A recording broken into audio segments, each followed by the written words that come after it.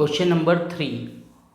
Arun bought a pair of skates at a sale where the discount was given 20% if the amount he pays is rupees 1600. Find the marked price.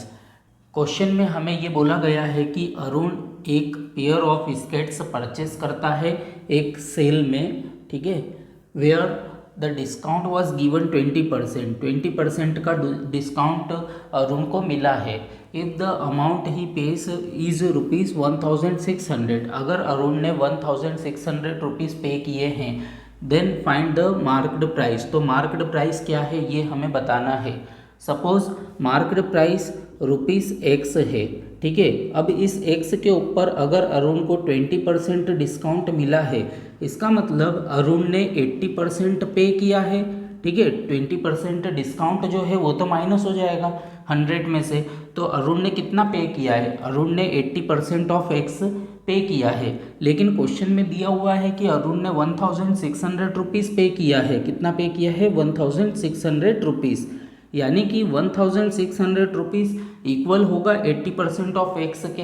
अब हम इस equation को जब solve करेंगे तो हमें x की value पता चल जाएगी, यानी कि हमें मार्केट प्राइस पता चल जाएगी, ठीक है।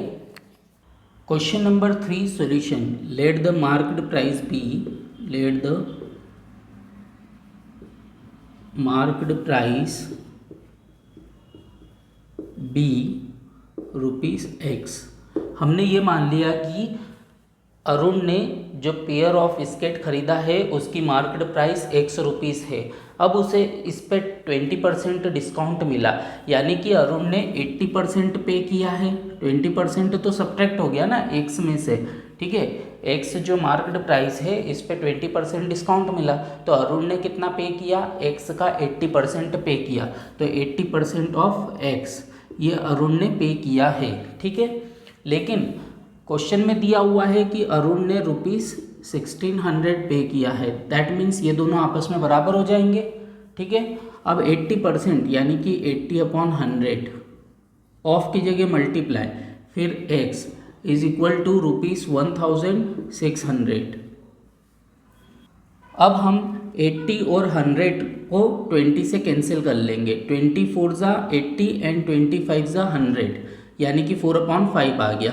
अब x is equal to rupees 1600 multiply with 5 और डिनोमिनेटर में आ जाएगा 4। ये जो 5 है डिनोमिनेटर में, ये उधर जाएगा तो न्यूमरेटर में मल्टीप्लाई हो जाएगा, और ये जो न्यूमरेटर में 4 है इधर, वो उधर जाएगा तो डिनोमिनेटर में 4 हो जाएगा, ठीक है। अब इस 4 से 1600 को कैंसिल करेंगे तो 400 टाइम्स कैंसिल होगा।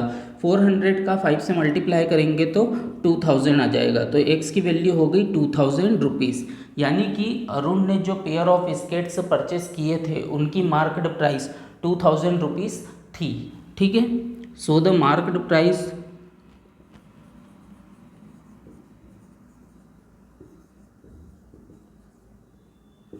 Of skates